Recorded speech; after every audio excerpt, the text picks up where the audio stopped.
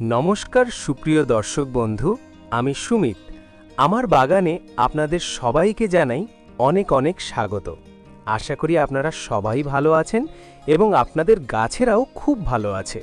বন্ধুরা, এপ্রিল মাস তো শুরু হয়ে গেছে, কিন্তু এখনও কি আপনাদের বাগানের জবা গাছগুলোতে একটাও ফুলের কুঁড়ি আসছে না? গাছের কি কোনো রকম ভালো গ্রোথ হচ্ছে না? অনেক যত্ন করছেন, হয়তো অনেক নামি দামি সার দিচ্ছেন, তাও দেখছেন জবা গাছটা কেমন ঝিমিয়ে আছে, বা শুধু পাতা বেরোচ্ছেন কিন্তু ফুলের দেখা নেই। বন্ধুরা, এই সমস্যাটা কিন্তু আমাদের অনেক বাগানি বন্ধুরই হয়। আমরা যখন দেখি অন্য সবার বাগানে থোকায় থোকায় জবা ফুটে গেছে, কিন্তু আমার গাছটা ফাঁকা পড়ে আছে, তখন মনটা সত্যিই খারাপ হয়ে যায়। অনেকে আবার ভাবেন যে হয়তো গাছটাই খারাপ, কিন্তু আসলে তা নয়। আমরা হয়তো ছোট ছোট কিছু ভুল করে ফেলি, অথবা সঠিক সময়ে সঠিক জিনিসটা গাছকে দিতে পারি না। বিশেষ করে জবা গাছ খুব খাদক গাছ, একে ঠিকমতো খাবার না দিলে এ কিন্তু ফুল দিতে চায় না। আজকের ভিডিওতে আমি আপনাদের সম্পূর্ণ ঘরোয়া একটা জাদুকরি খাবার তৈরি করে দেখাবো। একদম রান্নাঘরের ফেলে দেওয়া জিনিস দিয়ে তৈরি এই খাবার প্রয়োগ করলে আপনাদের বাগানের প্রত্যেকটা জবা গাছে যেমন চমৎকার গ্রোথ হবে, ঠিক তেমনি প্রত্যেকটা ডালে আসবে অগণিত কুঁড়ি। যদি আপনাদের ছাদ বাগানে অথবা আঙিনা বাগানে দেশি বা হাইব্রিড যে কোনো জবা ফুলের গাছ থেকে থাকে, আর যদি সেই গাছের গ্রোথ ভালো হওয়া সত্ত্বেও কুঁড়ি না আসে, অথবা কুঁড়ি আসার পরেও যদি দেখেন কুঁড়িগুলো হঠাৎ করে হলুদ হয়ে ঝরে পড়ে যাচ্ছে, এমনকি ফুলের সাইজও যদি খুব ছোট হয়, তবে আজকের ভিডিওর প্রত্যেকটা পয়েন্ট আপনারা খুব মন দিয়ে ফলো করার চেষ্টা করবেন। কারণ মনে রাখবেন বন্ধুরা, শুধুমাত্র মুঠো মুঠো কেমিক্যাল খাবার দিলেই কিন্তু গাছে প্রচুর ফুল আসে না। তার জন্য জানতে হয় বেশ কিছু জরুরি টিপস, যে টিপসগুলো মেনে চললে তবেই কিন্তু আপনাদের জবা বাগান ফুলে ফুলে ভরে উঠবে। তাই কি সেই বিশেষ খাবার আর কি সেই জরুরি পয়েন্টগুলো, সেটা জানতে হলে আজকের এই ভিডিওটা কিন্তু একদম শেষ পর্যন্ত দেখতে হবে। একটু স্কিপ করলে চলবে না, স্কিপ করলে কিন্তু আসল বিষয়গুলো আপনারা মিস করে যাবেন। বন্ধুরা, প্রথমেই বলি, জবা হলো মূলত সারা বছরের ফুল গাছ হলেও গ্রীষ্মকালে এর আসল রূপ দেখা যায়। শীতকালে জবা গাছ, বিশেষ করে দেশি জাতগুলো, একদম ডরমেন্সিতে থাকে, অর্থাৎ ঘুমিয়ে থাকে। ফেব্রুয়ারি মাস আসার সাথে সাথেই এদের ঘুম ভাঙে আর ধীরে ধীরে নতুন গ্রোথ শুরু হয়। যদি আপনারা আমার চ্যানেলের ফেব্রুয়ারি মাসের পরিচর্যার ভিডিও দেখে থাকেন আর সেই মতো কাজ করেন, তবে এতদিনে আপনাদের জবা গাছে কুঁড়ি চলে আসার কথা। কিন্তু যদি আপনারা সেই কাজগুলো না করে থাকেন, তবে প্রথম যে কাজটা এখন করতে হবে তা হলো হার্ড প্রুনিং। এখনও সময় আছে, আপনারা জবা গাছের মোটা মোটা ডালগুলো কাটারের সাহায্যে কেটে দিন, বিশেষ করে যেগুলো অনেক লম্বা হয়ে গেছে।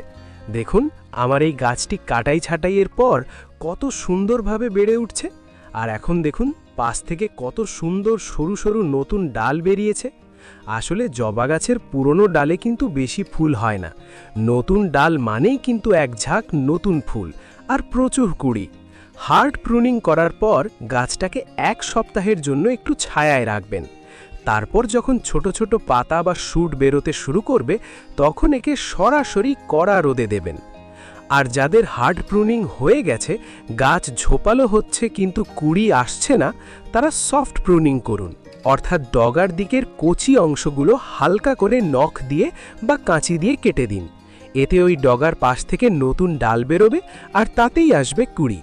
সেই সাথে শুকিয়ে যাওয়া ডাল বা ফুল ফুটে যাওয়া বোঁটাগুলোকেও কিন্তু কাঁচি দিয়ে পরিষ্কার করে দেবেন। আর যে ডালগুলো খুব লম্বা হয়ে যাচ্ছে, সেগুলোকে হাত দিয়ে পিঞ্চিং করে দিন।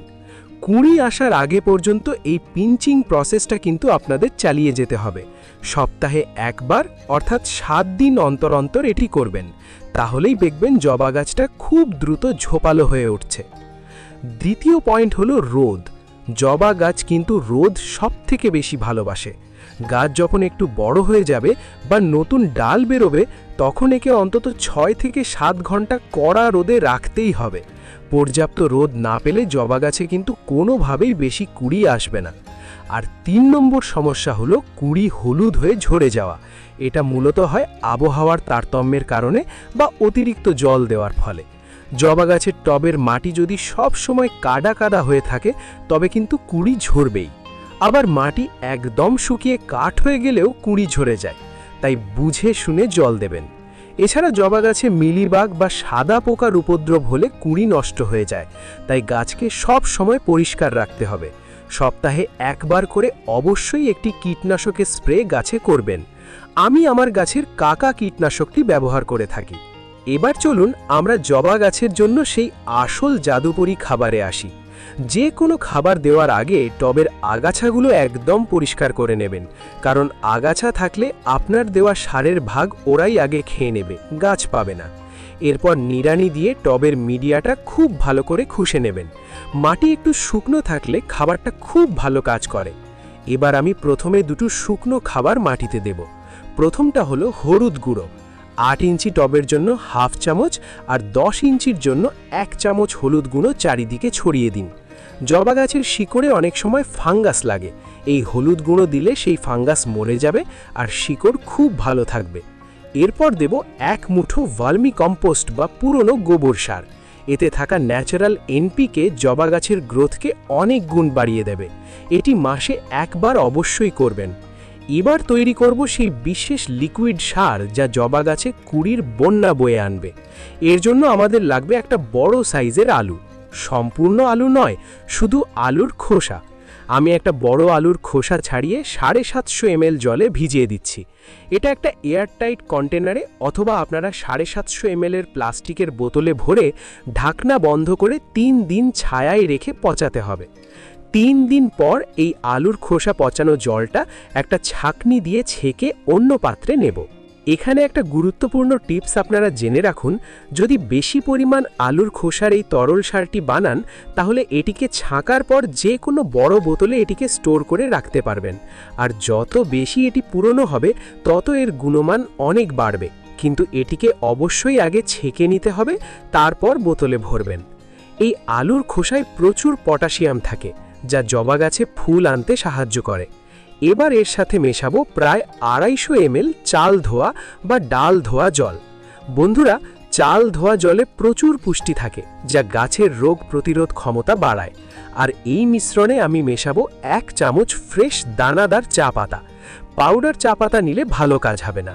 যদি আপনারা এখানে ব্যবহৃত বা চা খাওয়ার পর ফেলে দেওয়া চা পাতা ব্যবহার করেন তাহলে সেটিকে ভালো করে আগে ধুয়ে রোদে শুকিয়ে 2-3 চামচ পরিমাণ ব্যবহার করবেন।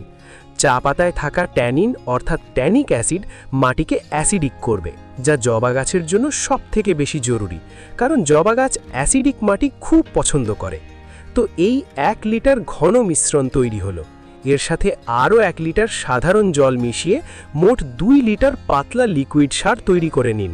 এবার এই খাবারটা ভালো করে মিশিয়ে প্রতি 10 দিন অন্তর অর্থাৎ মাসে 3 বার জবা গাছে দেবেন। একটা 8 ইঞ্চি টবের জন্য 500 ml খাবারই যথেষ্ট। এই গরমে রাসায়নিক সার এড়িয়ে এই জৈব খাবারটা ব্যবহার করে দেখুন, 15 থেকে 20 দিনের মধ্যে আপনার জবা গাছের চেহারাই বদলে যাবে। শেষে বলি পোকামাকড় আর মাইক্রোনিউট্রিয়েন্টসের কথা। জবা গাছে সবথেকে বেশি মিলিবাগ লাগে। এই পোকা তাড়াতে 1 লিটার জলে 5 ml নিম তেল আর 1 চামচ শ্যাম্পু মিশিয়ে সপ্তাহে 2 বার বিকেলের দিকে স্প্রে করবেন। আর জবা গাছের পাতা যদি হলুদ হয়ে যায় বা কুঁড়ি কম আসে তবে সামগ্রিক পুষ্টির জন্য 15 দিনে একবার বায়োভিটা এক্স বা যে কোনো সিউইড লিকুইড 2 ml 1 লিটার জলে গুলে স্প্রে করলে রেজাল্ট আরও অনেক ভালো পাবেন। তো বন্ধুরা, এই ছিল আজকের জবা গাছের এপ্রিল মাসের স্পেশাল পরিচর্যা। এইভাবে যত্ন নিলে আমি নিশ্চিত আপনাদের জবা গাছ ফুলে ফুলে ভরে উঠবেই এবং আপনার বাগান রঙিন হয়ে উঠবে। আজকের ভিডিওটা যদি আপনাদের সামান্যতম কাজে লাগে বা ভালো লেগে থাকে তবে প্লিজ একটা লাইক দেবেন আর বন্ধুদের সাথে শেয়ার করে দেবেন যাতে তারাও উপকার পায়। চ্যানেলে যদি নতুন হয়ে থাকেন তবে এই রকম সহজ সরল বাগান সংক্রান্ত ভিডিও পেতে চ্যানেলটা সাবস্ক্রাইব করে পাশের বেল আইকনটা প্রেস করে রাখবেন। কোনো প্রশ্ন থাকলে কমেন্টে অবশ্যই জানাবেন, আমি উত্তর দেওয়ার চেষ্টা করব। আজকের মতো এইটুকুই। ভিডিওটা সম্পূর্ণ দেখার জন্য আপনাদের সবাইকে জানাই অসংখ্য ধন্যবাদ। আবার দেখা হবে নতুন কোনো গাছের সুন্দর টিপস নিয়ে।